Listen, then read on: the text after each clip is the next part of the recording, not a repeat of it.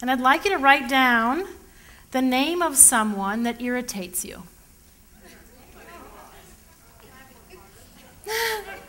Your top pick.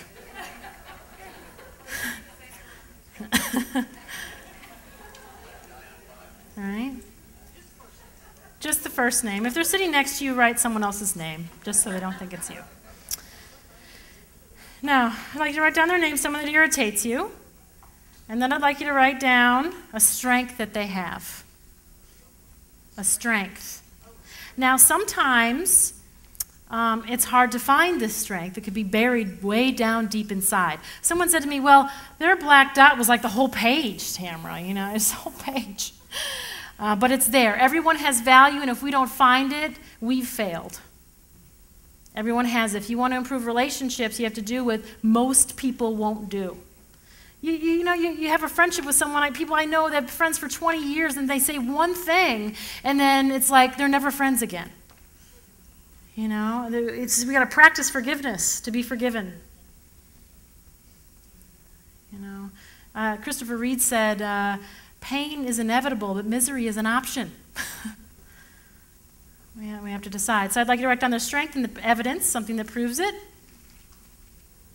Everyone has it. But again, you know, wherever your focus goes, your energy flows. Whatever you focus on, you're going to actually feel.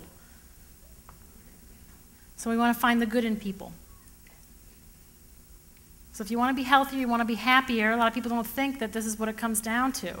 They think more stuff will make them happier. More stuff doesn't make you happier. I thought after my 20th Coach purse, I would be happy. I was for about, each purse I got, the duration of happiness was less. So we always think all this stuff when we get there will be there, but that's not it. In 100 years, it's not going to matter whether you wear Nikes or Reeboks. It's not going to matter whether you have a $100,000 house or a $1 million house. What matters is how you make people feel. Right? But we can't make people feel good if we don't feel good. So it starts with us. So I'd like you to take your note card and fold it in half. And then fold it in half again. Like that.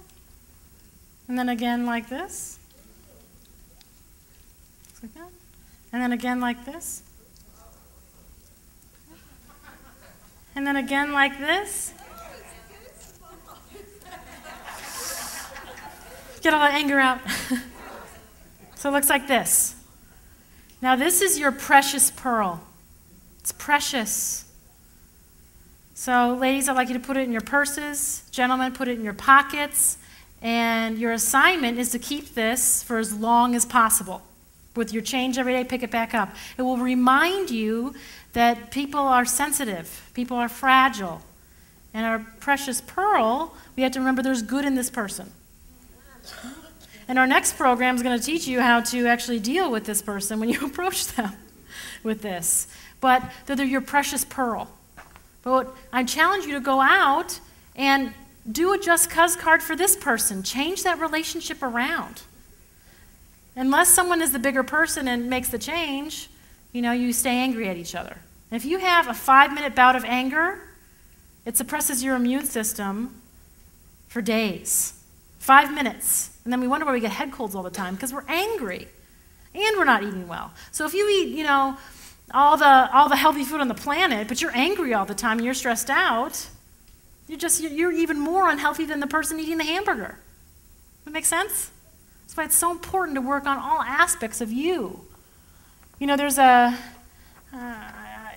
Dale Carnegie, I just love this man. He said so many wonderful things, and he said, any fool can criticize.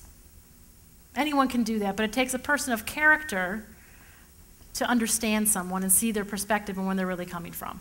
And sometimes we just don't know unless we ask the questions. Praise. How many people here like constructive criticism? A couple people do. What do you do when you construct? What do you do when you criticize? What are you left with? Absolutely nothing. Here's a problem. You say, I think you're great, but. And when you use the word but, you just discount the compliment that you gave someone and listen for it. You'll hear it all the time.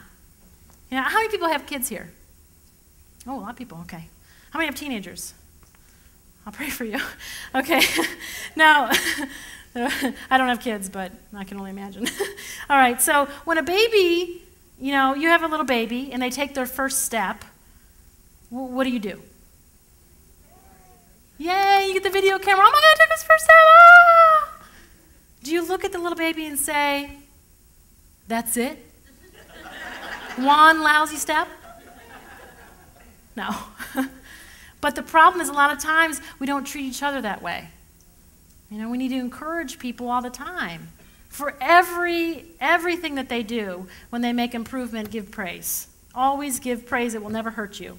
Number 5, speak well of people always.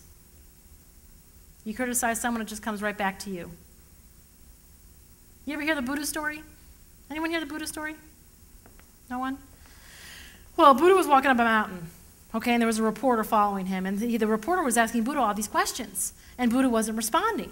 So the reporter said, I want to get a rise out of this guy. I want him to talk, so he started criticizing him. And then he got to the top of the mountain, and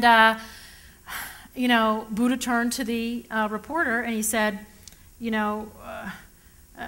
if I were to give you a gift, if you were to give me a gift and I were to refuse that gift, who then would the gift belong to? The reporter said, well, if I gave you a gift, Buddha, and you refused it, I guess it would belong to me. And Buddha turned to the reporter and he said, well, I choose not to accept all these negative things you're saying to me. I give them back to you. So take what's good and only what's good.